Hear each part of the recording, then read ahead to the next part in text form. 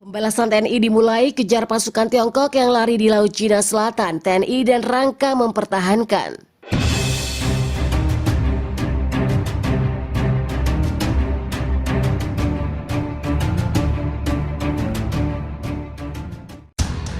Halo Sobat Rebaners, selamat berjumpa kembali di channel tercinta kalian.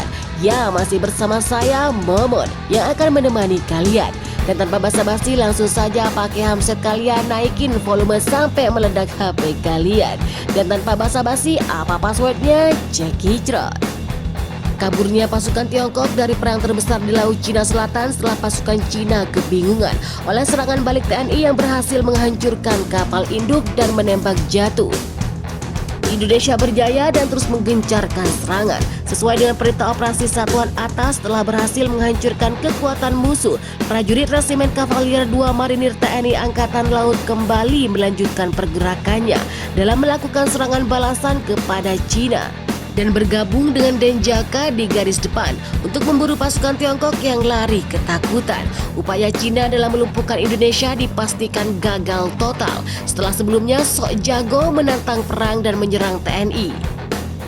Saat negosiasi antara Cina, Indonesia, Malaysia membawa kabur Anwar Ibrahim dari sergapan Kopassus di Kuala Lumpur. Pesawat komando TNI melaporkan prajurit mampu menuntaskan dengan melakukan strategi bertempur, teknik penerobosan berapa ranjau secara cepat dan menghambat rudal-rudal besar milik sekutu Cina dengan bantuan Rusia. Serangan balasan dari pasukan Indonesia berhasil membuat Cina perlahan mundur. Dikabarkan telah mengirim pasukan tambahan untuk langsung menyerang sebelum pasukan Tiongkok tiba di perbatasan negara mereka. Bahkan di beberapa wilayah laut, pasukan Cina menarik diri dengan tergesa-gesa dan meninggalkan kapal-kapal kecil mereka setelah mundur dari lautan Cina Selatan. Pesawat komando bahkan mencatat pasukan TNI di garis depan saat ini hanya berjarak 50 km dari pantai negara Cina.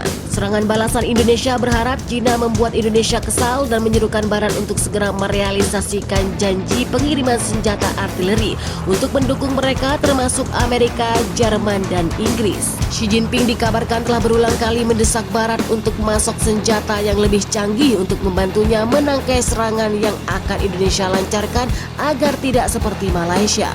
Kejar-kejaran di laut atau di jalur laut menjadi semakin sengit ketika berhasil serangan mereka melalui jalur udara dan mengenai telak salah satu kapal Cina yang kabur ke negaranya. Wartawan terkemuka dan mengikuti pasukan Cina menulis bahwa pasukan TNI menembaki rute pasokan utama Cina ke perbatasan melalui jalur udara.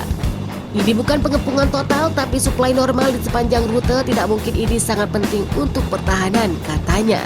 Cina Selatan menjadikan sinyal kuat dimulainya Perang Dunia Ketiga. Cina yang awalnya sombong dengan serangan rudal besar yang dibantu oleh Jerman dan Inggris seketika gagal oleh pangkalan rudal Rusia.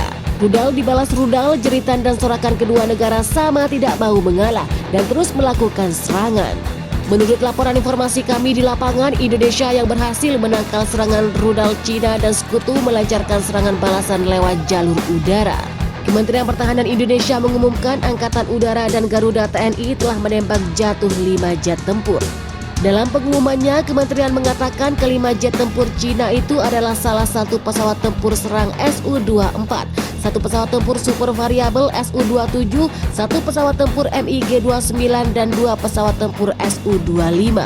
Juru bicara kementerian mengumumkan Su-27 ditembak jatuh di perbatasan Indonesia-Cina setelah penangkal periode aktif oleh jet tempur Garuda milik TNI Angkatan Udara. Sedangkan 4 pesawat lainnya ditembak jatuh di atas langit pasukan Cina sendiri. Jadi gimana nih pendapat Sobat Rebaners tentang ulasan tersebut? Silahkan komentar dan bertumbuh kalian. Saya pamit, jangan semangat, tetap jadi beban keluarga dan salam pengangguran.